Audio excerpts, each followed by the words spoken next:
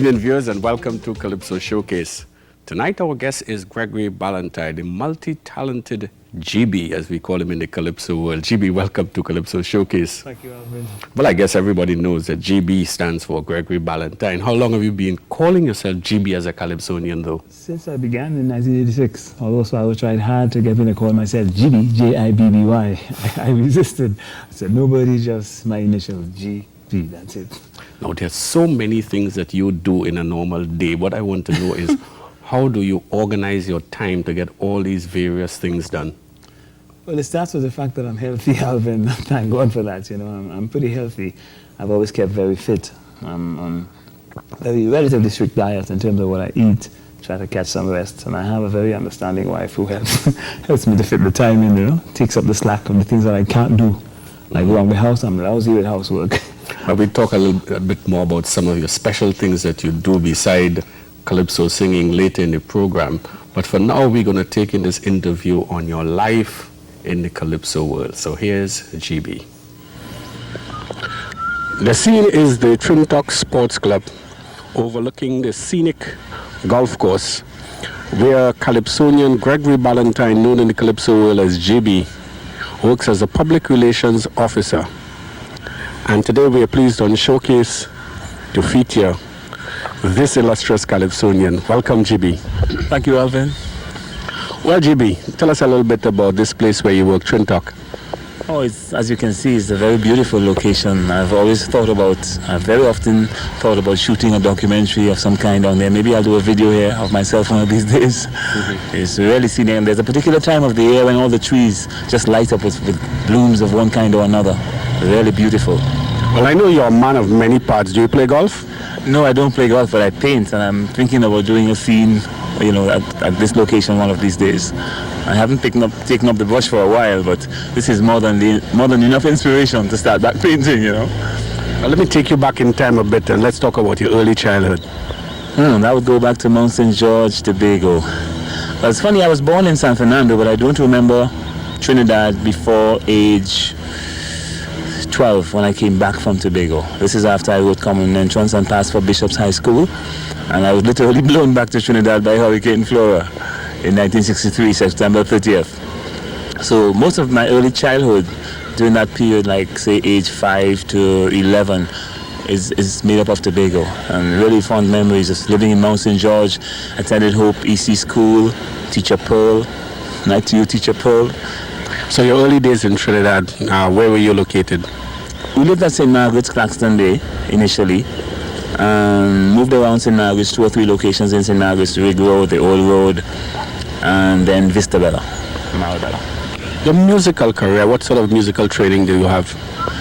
I don't have any official musical training, except if you want to call singing with Orpheus Choir, with whom I won several trophies at the festivals. This was a Pointe-à-Pied-based choir run by Richard French, who used to live on the camp. He has since migrated to London, I believe. I did some singing as a tenor, I was a tenor voice with the Orpheus Choir, but that's as close as I've come to actual training. Basically what I've done is just associate myself with musicians, and I've started picking up from time to time what is a treble clef, what is a G sharp, you know, what these things mean.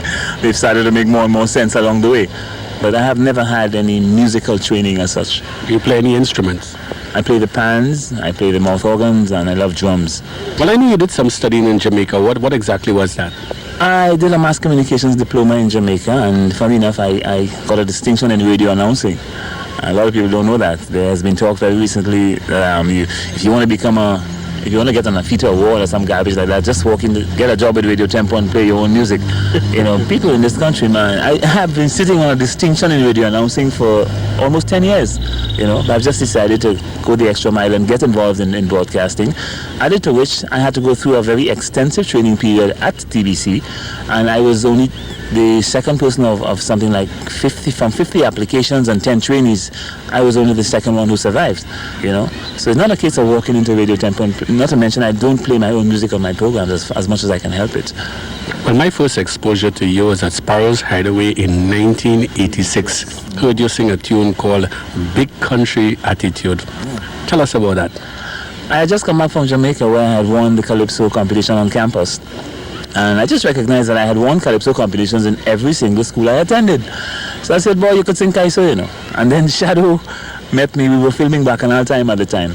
And he said, boy, you sing a good song, because we did some extempo on the set in between takes and we were fooling around. He said, come out and do a thing. So I decided, boy, you know what, this year I'm going to the Hideaway. So I called Sparrow. This was about October, or maybe a little earlier, September. And I sang it for him Sunday morning. He said, sure, I like that. But then he went abroad. He said, when auditions start, come along. So I went to the auditions, and funny enough, I was rejected by the panel. They asked me, do you have anything else? I said, no. And then I came back the following Sunday with 2 other songs. Didn't like them either. And then Sparrow came in the country, and he said, a fella come here named GB asking for auditions. And he told Stokes and he'll get in touch with me. And he called me himself, and I started. And I used to get like six encores on a Saturday night, easy, brand new, with an unrecorded song. I made it to the Savannah that year, my debut year as a reserve, Terror and I. Mm-hmm. Yeah, big country attitude.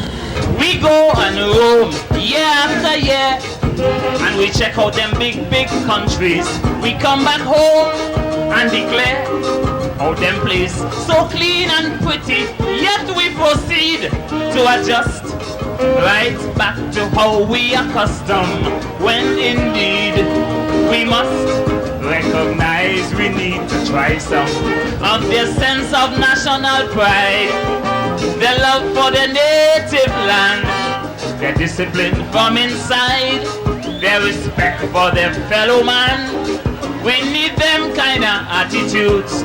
We want to fix this land. We need a cultural transformation, set our minds upon a new vision, reintroduce the old values that we beginning to lose. Learn to respect all things Trinidadian. Give up your best to upgrade this nation. Let's reject that image of dude and move with a big country attitude. Tell us about the tune. It's a big country attitude, because I know you won the award for the best nation-building song that year, which is a fantastic achievement for someone in the first year. Yeah.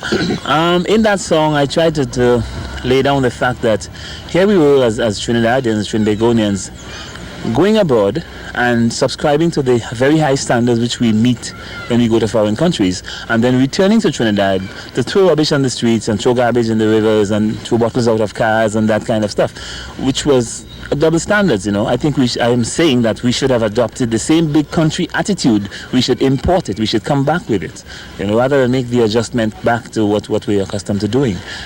We need a cultural transformation. We can't continue in this direction if we don't litter Trafalgar Square. Well, then we shouldn't throw rubbish at Jean Pierre. So next time you feel it's your travel season, go and take out a national license, not just for video, passions and food, but bring in some big country attitude. The second Calypso that you sang, that you're jamming for world peace, it didn't get much airplay or in the tent, but I thought it was quite a good second tune as well. Well, as a beginner, I only had a chance to sing one song naturally, so that jamming for world peace never got the exposure that it probably deserved. But then again, I would have had the problem of singing two very big songs as a debut person, and very often the medium becomes the message. As a new person on the scene, they suddenly come with a song saying that, you know, the world deserves peace and so many people died in all these world wars, and why don't we rest down the gun and think. People may not have listened to me, you know. All peoples of the world, if you love world peace, this is the time, of course, to be vociferous.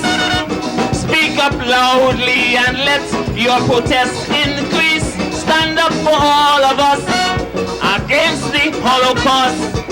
Do not sit down there and joke and let guns assume control.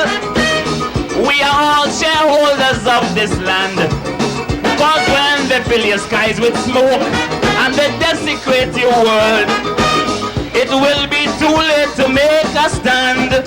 It's now to say no guns, no bombs, no weapons, no confrontations. These things must cease. Tell them hold the fire, take off the armor. Let's come together and jam for peace. I wanna jam like Mother Teresa, like Gandhi, Martin Luther, just jamming against war and famine. And let we jam with Bishop to action against black oppression. Jam it, tam pim, tam tam, da da da, and every jam on the peace train.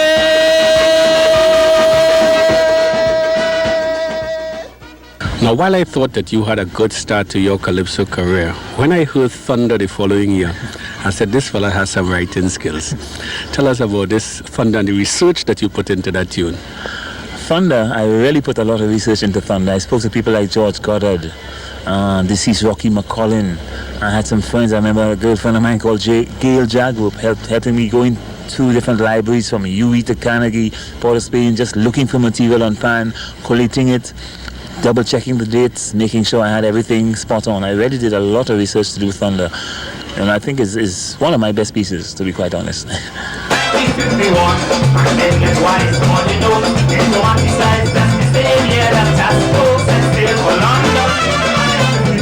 Don't get a hobby, snap music, festival 56, Coco Records, for radio station, 58 and 60, Roland and OP, 63, and Obama Party in 64, and festival, 65 of action, 65 is feeling, and 69 is that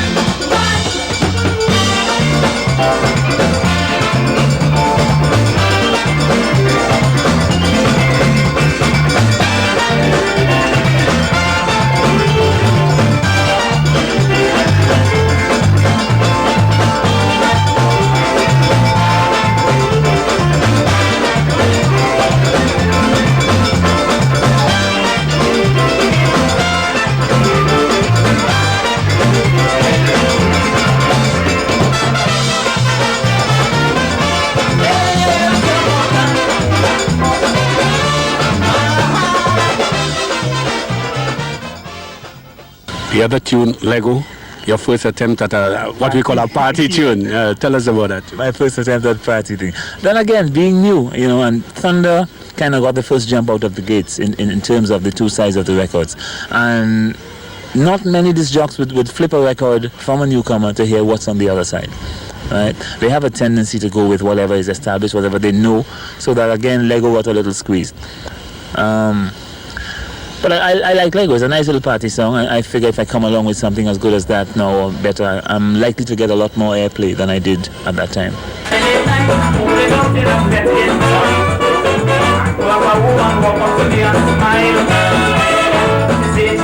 Last year we really liked your song, but this year we want to change up your style. Really people just love to dance, they like a little tempo. So give them something to make them fans. Let me hear you jamming on the radio. That's I think, that's I think. We have to shake and bake, we must make no mistake. Let go.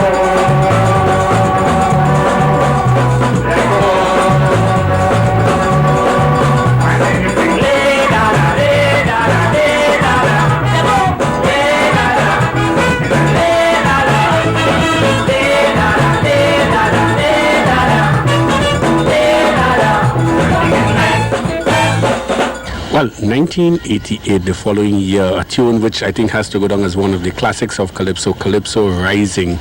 Now, David Wada had sung in 1987, Calypso Music. Was this supposed to be a sequel, or did you get the idea from there? No, at all. This is a strange Calypso. Talk about being hit by a bolt from somewhere. I was walking home a Friday evening, and just as I was approaching my house on Pond Road, Vista, I heard, "Rising out of the ghetto." So I said, like, it had jumped me in the road. I run inside my house, I drop my briefcase, and I go and back out. I said, well, I come for the rest. Wherever that come from, I want the rest. And then I stood in the road, I walked up and down for a while, and I said, I hear a song, I hear a cry. Some say it's wrong, I can't see why. But all I know is when I hear it, it moves me so. I feel a spirit, and I hear Aristotle say, everything must change, so now it changed. why they acting strange. Tell them take me calypso music to the mountain. Let every drop of it hear when I sing. For those 7 barracks, calypso rising, shaking out that old time style, putting on a brand new smile, rising out from the ghetto, upward world, stagnation, reaching out for tomorrow with a world vibration. My calypso, heading for stardom real quick, because it is world music. Here was a mature JV now, delivering the song the way it was meant to be delivered. I pushed the tempo up that day. I distinctly remember doing it a little faster than I've ever done it. And somehow that and whatever else seemed to work very nicely. This song was born in chains and tears, but it lives on to freedom, yes. No more a voice to please a master. We can rejoice. We cross the river, and I hear Andre Dalliman say colonialism reduces culture to folklore and become not my guy. So take me calypso music to the mountain. Let every drop of it hear when I sing. Out of them backyards, calypso rising, shaking off that old time style, putting on a brand new smile, rising out of the ghetto, upward world, stagnation, reaching out for tomorrow with a world vibration. My calypso, heading for stardom real quick, because it is world music. Fantastic. Now, the following year, though, I mean, Carnival Children, that captured a kind of joie de vivre that I think none of the other calypsos has captured so far. Yeah, I came closest to having a party hit on my hand then, but it came out so late, it never really got the mileage that it deserved. But I tell you a very interesting and very gratifying thing that happened to me with Carnival Children. I was in Woodbrook Carnival Monday night, and the DJ was jamming, people were all over the road, prancing, having a good time, and down came the rain, and everybody ran out of the rain. And the DJ stopped what he was playing and put on Carnival Children, and everybody ran back out and started dancing again. And that to me was a road march in itself. You know, I said, hey, this song really had something. It's a pity it came out so late. April to November, they're cooling the embers, but they just wake up as they hear December, like hot pitch in a drizzle. The mind start to sizzle, like a volcano we begin to fizzle. Soca Bacchanal is a ritual they don't miss at all. Once the blood pumping, is an annual swing, is a cultural thing, is on pure instinct, they come out jumping. Hey, when them Carnival children swing the tail in the city, the sweet and the bumpy, they making man jumpy. When them Carnival children start to wind up like well wajang, shouting like spang along. What they say? You better watch your content. I'm telling you.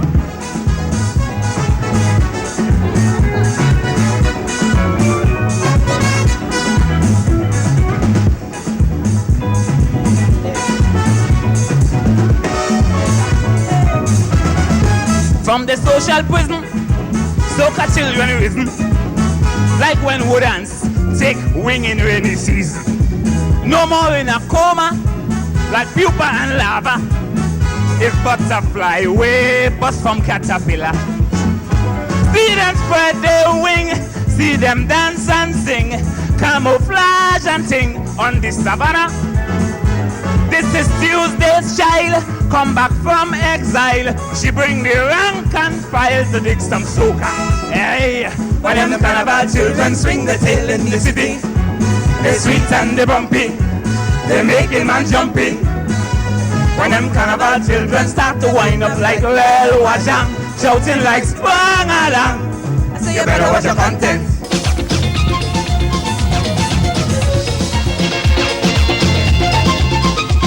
Well, I started off tuning grapefruit cans and playing them myself. I think one of my first sorties into show business was tuning these grapefruit cans. and playing them, so that I have pan in me, you know, very much in me. I graduated from tuning and playing grapefruit cans to tuning and playing double seconds. And I've done a couple of tours. Most of my travels through Europe, as a matter of fact, have been with either Amels, Trinidad Cavaliers, or TCL Skiffle Bunch.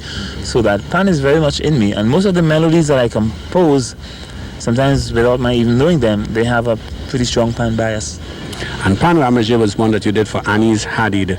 And let's talk about how Pan Ramage came into being, where the melody came from Anis, obviously, and you put the lyrics together. Yeah. Well, like Sharp and Robbie Greenwich, for whom I wrote the Panis Majambi album and that stuff. Anis bought this melody, and I listened to it for a while. And I'm glad you raised this, because there are 2 or 3 different styles in which I used to compose. One, I can go from lyrics to melody, or I can go from melody to lyrics, or I usually go both together. Right? If I start to compose a song, like I said with the Calypso thing, rising out of the ghetto, both lyrics and melody come together. Right? I work from there. However, when I get a melody from somebody like Anis Hadid, now that is brand new to me. It didn't come from me at all. So what I now have to do is listen to that, sometimes for an entire week. Just listen to it. And after a while, I start to ask myself, what is this melody trying to say to me? Because I think there is a definite relationship between lyrics and melody. Okay, and some lyrics don't fit certain melodies and vice versa. So I have to listen to that. This is why I don't like when they give me a melody and they give me a name, because sometimes I listen to the melody and I don't hear that name happening at all. So I listen to the melody for a week or 2 and I say, boy, this sounds like a breakaway, a ramage, a thing, you know, and then something starts coming. When a man plays a song by a composer, understand that he is only a prisoner till he add his 2 cents with a nice arrangement and tiptoe on the melody, a solo set in spirit. Ramage, like a hummingbird in suspension. Ramage, you're floating on steel and rhythm. It's a soca ramage when you hear a silver great touchdown. Swinging, jump down, crazy. Ramage, explosion in pan.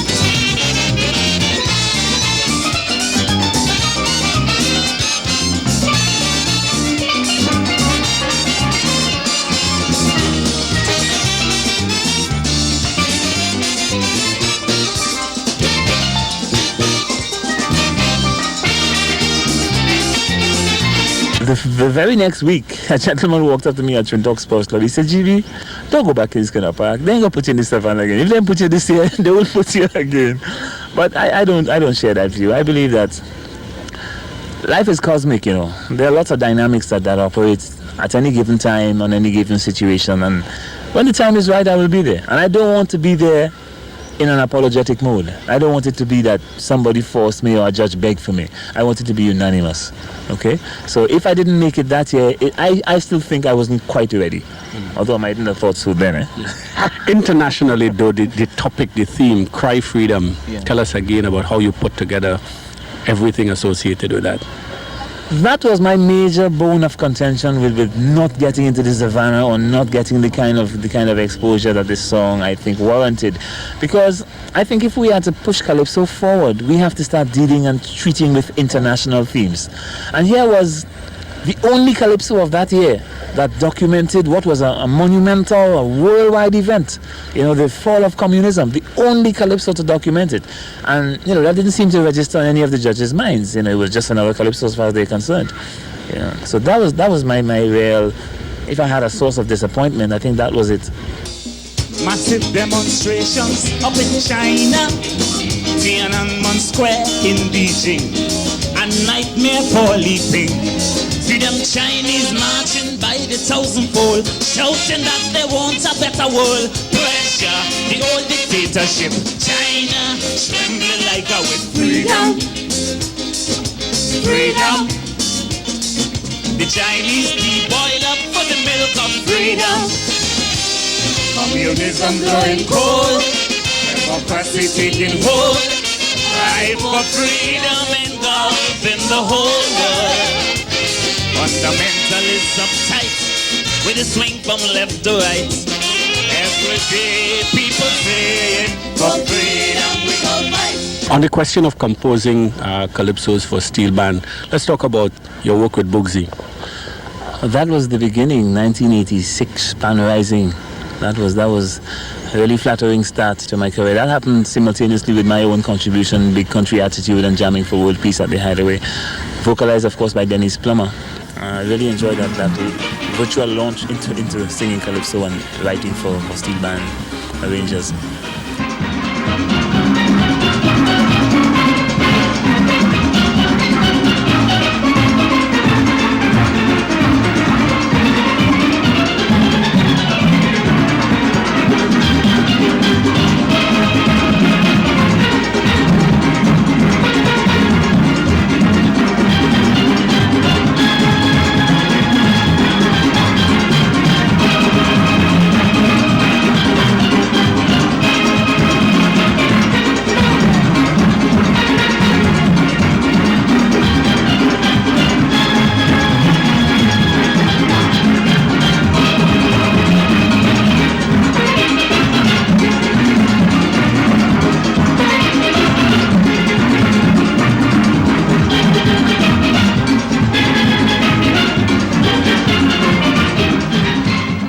Fresh, another pan tune written for Anis Hadid.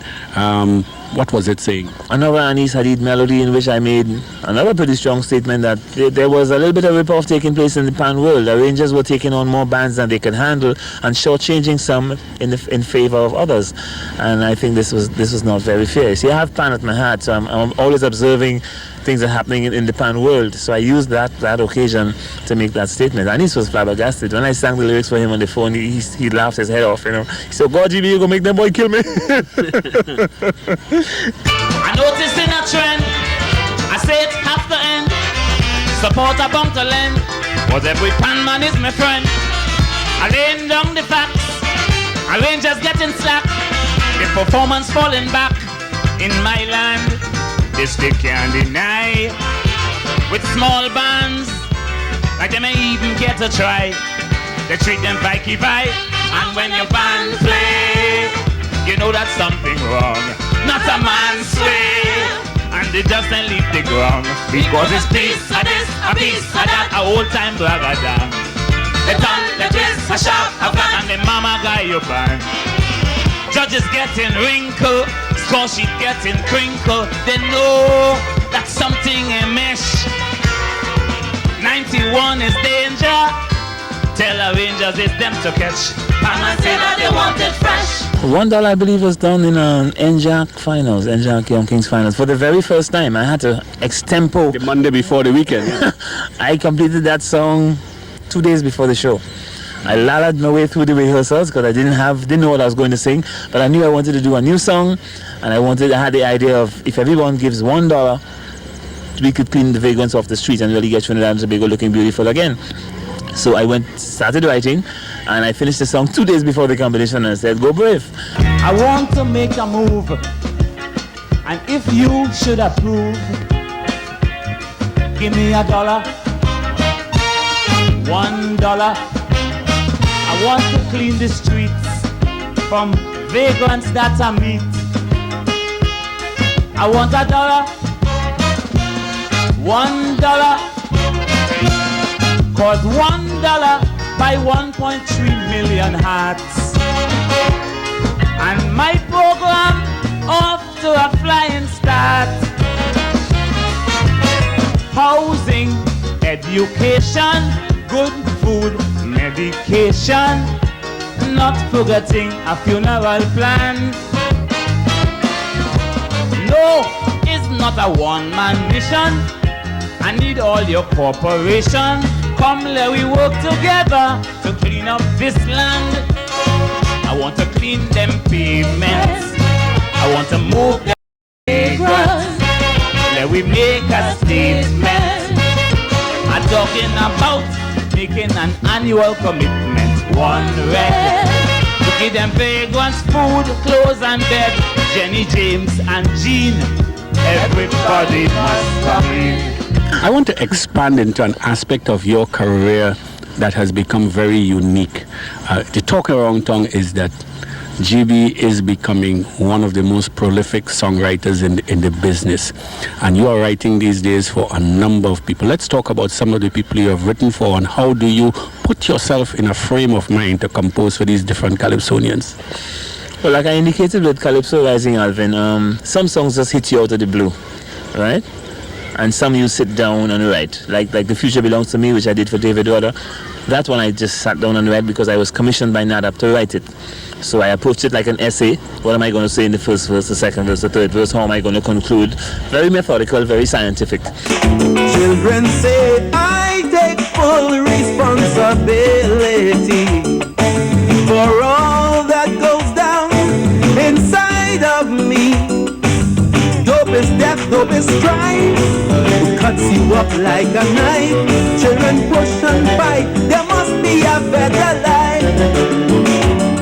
So cool to be drug free, so cool to be healthy. I say boom boom boom boom, watch me boom boom boom. Hey, irate, confident, self-assured, rebellious if need be, but I'm free, and so the future belongs to me.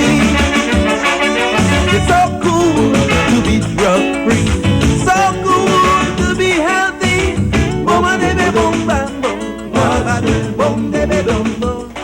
When I have to write for someone, I try to get into that person. This is why, so far, I don't think my work is resembling at all. If I write for Posa, Refugee, it doesn't resemble Ricky Jai Sumisha. It doesn't resemble Aloe's Time. It doesn't resemble Eastland or Soca Roller or Marcia Miranda. Steelpan was that song I did for Marcia, and I wrote so many, sometimes I forget. Right? I try to get into each individual, which reminds me, I've just done 2 for Marcia for 93. And try to understand that person, how he or she presents, try to see them on stage. Very often, in the case of Ricky Jai, I actually went to see him perform at 2 pubs. He was working with the Trivinis Brass, and I went to a couple of pubs where I knew he was performing and sat very quietly in the back of the audience just to observe the guy, because I hadn't written for him before and I needed to understand this fella. What makes him tick? What is his range like? How he gets over on stage. And I was really happy to see that once I gave him Sumintra, he just took off. Yeah, but the tune you wrote for Marcia Miranda was Sweet Pan, which was a very, very nice tune. Conversation in Steel. Oh, Conversation in Steel. She also sang Sweet Pan, but Conversation in Steel is the one that you did. Nice lyrics. Yes, to launch Kitchener said he didn't think Marcia was ready for the song. That was a nice. No, some of your compositions have been sheer poetry beyond the maze. I mean, I have to ask you to recite some of those lines to me. What keeps this universal flux, this floating blob which we call a planet? And who chains the universal clock? Is it a force or being that mans it? Efforts the buttonhole, just who is in control, has led some men into shrines and mountains. Through abstinence and prayer, the 5 senses disappear, and then the truth starts to flow from the fountain. What keeps this universal flock, this floating blob that we call a planet? And who chains the universal clock? Is it a force or a being that mans it? Efforts to buttonhole, just who is in control, have led some men into shrines and mountains. Through abstinence and prayer, 5 senses disappear, and then the truth starts to flow from the fountain. There is a truth that walks towards and walks upon water. There is a natural mystic rising from the waves. Beyond the knowledge we try to derive, employing the senses 5. Beyond that maze, truth always is. And you're going to give me a little piece of Time now. Oh, Time is another one that was pretty much inspired. I actually had somebody writing Time. I was just dictating it. Time came. I was always struggling with some kind of a trying to understand, what is time? How can we relate to time? As Martin Luther said, time is nothing. How man uses time that makes time something. And I just started working with the idea of time, or at least toying with the concept of time in my head. And then one day after work, this idea just hit me, Time does not move. It is we who traverse time's horizon, yet we perceive in the future and past. Not to be lost in this seemingly endless cosmos. It is we who stick numbers onto time's looking glass. But time doesn't bow to man. It doesn't respond to our calibration. On the scale of time, every weight is the same. Right? So though timekeepers get grey and their clocks fade away, not a wrinkle nor a grey hair on time as it moves on. Time does not move, it is we who travels time's horizon, yet we perceive in the future and past. Not to be lost in the seemingly endless cosmos. We stick numbers onto time's looking glass, but time don't bow to man. Time don't respond to calibration. On the scale of time, every weight is the same. And though timekeepers get grey and their clocks fade away, not a wrinkle nor a grey hair on time as it marches on. To an idle man, time is overwhelming. To a busy man, time just seems to fly. Do processions crisscross, for the time is the boss. If you don't move in time, it's you will lost. If you don't groove in time, it's you will lost. Where do you think your career is going, GB? I wanna break out into other things. I've done some acting, Tangled Lives, Tywin Baker, And I like things like that. I want to expand myself. I want to end up with but I want to break out into doing my own television special sooner or later, which would bring out all the facets of my career. I'm an artist. I have to start back painting. Right? I love painting. I'm a dancer. I love tap dancing and things like that. And I think if I set myself up in a show environment which I can control, then I can expose all these facets of my career, of my talents, and I think I should be able to do a pretty good special. What can we look forward to in '93? Party stuff. I called Blue Boy yesterday and tell him, watch yourself, I'm coming in the party thing to interfere with you. He said, come in, no problem. And I'm pushing up the tempo in 93 because this year I had started lecturing at UE, working freelance with Radio Tempo on the radio, plus my full-time job with Twin Talk. So things got kind of hectic, and I just decided to back off the pace a little bit and let things happen without me observe from the back seat for a change. But I feel like I put on 20 pounds, man. I miss a lot, So coming back next year, I'm coming back fighting next year with some nice up-tempo party stuff and some humor. Yeah. Well, that's one of the weak areas in Calypso these days, humor. So it's good to hear someone talking about that. Yeah, I looked at Bali's show last week and I said to myself, well, all right, I'm going to try to address that because I already have something written which I'll probably do before this program is out. I'll give them a taste of that, called Gas. From the Twin Talk environment, that's right at home. Actually, a slightly different kind of gas. I know your career has just spanned approximately 7 years, but what has been some of the high points as far as you're concerned? Calypso writing, definitely, for more reasons than one. The fact that David Michael Roda has it on at least 2 compact discs and two vinyl discs, and the fact that it has taken off internationally. It was redone by Warner Brothers, I believe, out in LA, and the sense of satisfaction I get from that song is rooted in the fact that when I started to write it, after I had got this bolt of lightning and the initial vibes, I said to myself, something like Chris Pinero. Anyway, Pinero met me on the Savannah stage one day and he said, GB, you must try to write and say more with fewer words.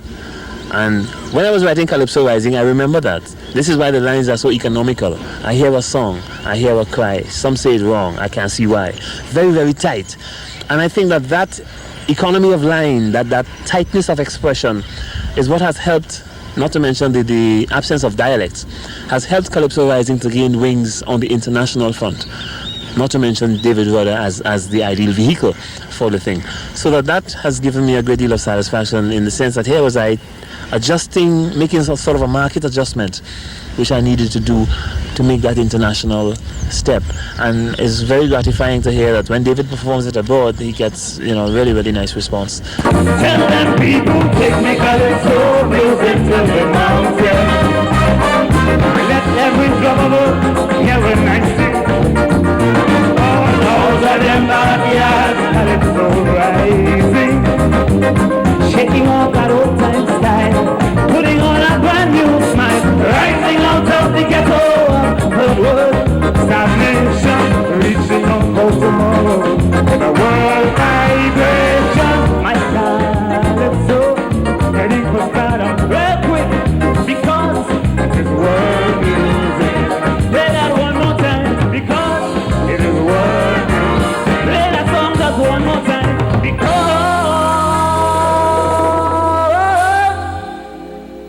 it is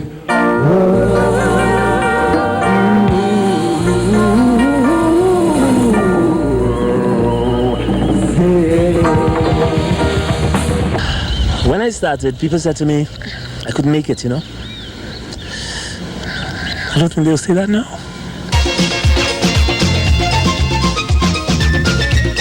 I don't want to preach, but this is as far as you reach.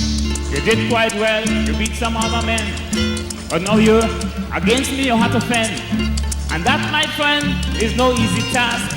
Don't fall long and cry, that's all I could ask. Because I tell you, extemporaneously, it is not easy to be GB.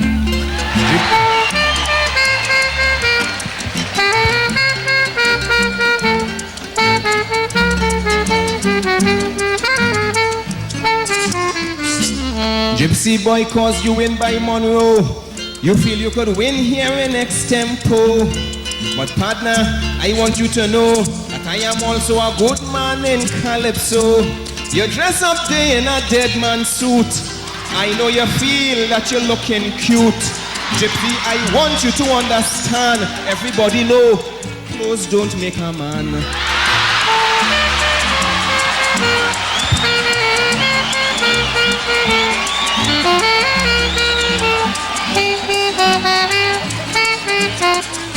I come up here in a brand new tuxedo because I have respect for extempo. But this pothong is bound to fail. He have on dungarees like he's just from jail. It's only the number missing on your back. Black says at all, don't try that attack. And you smell funky, I want to know if it's somebody pum bedding you have on this oh. Just a little taste of that extempo. And I heard him call you Gypsy. And, On 3 occasions, and under the heat of the moment, I took a while before I cued into that, but when I did, I think that's where I was really able to turn things on it. Yeah, I think that's that what stage, obviously, I had prepared to meet Gypsy in the final. Let's get on to this new tune by GB, The Gas, and let's see if we can get a taste of that going. Perhaps if we can get the soundtrack going, and then GB can give us this little taste of Gas. It's only about 5 minutes long, so we could probably get through the whole thing.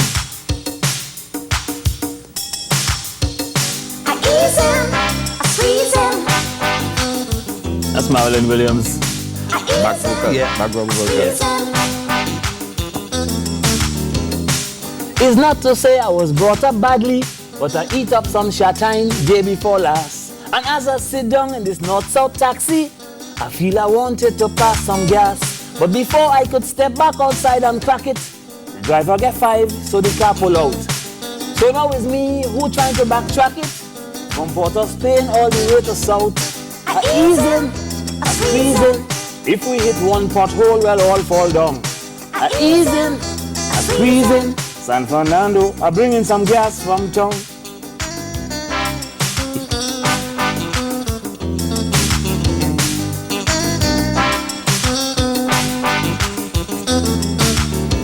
I was in the front seat between the driver and a pretty young lady who come in last. As soon as we take the Uriah Butler, she said to the driver, don't drive so fast. I lock my jaw and pull in my belly, and I start to sweat like a pirate's dish.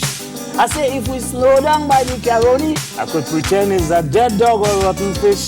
But a squeezing. If you know you have matches, don't fool around. A squeezing. Cause I have some inflammable gas from tongue.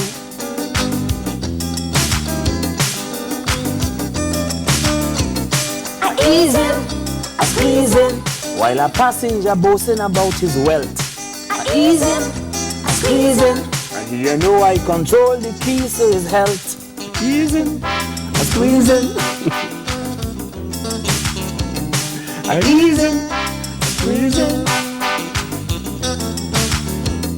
But just when I feel that I pass the worst, the driver take the sharp corner in south.